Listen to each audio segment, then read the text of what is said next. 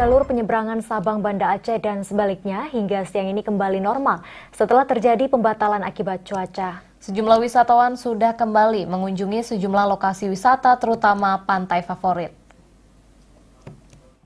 Setelah jadwal pelayaran kembali normal ke Pulau W, sejumlah wisatawan kembali mengunjungi kota Sabang mulai Sabtu.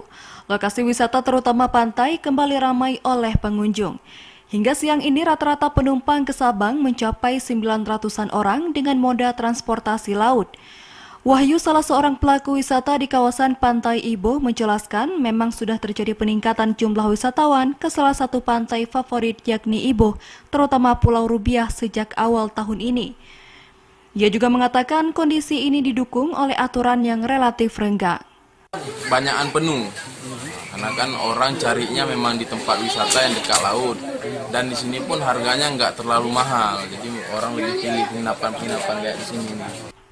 Pantai Ibo dan Pulau Rubiah memang pantai yang kerap dituju wisatawan saat berlibur. Selain menginap, wisatawan juga bisa menyewa alat-alat selam, bot, dan menikmati kuliner di sekitar pantai, sehingga banyak sisi dalam sektor ini yang menuai rezeki.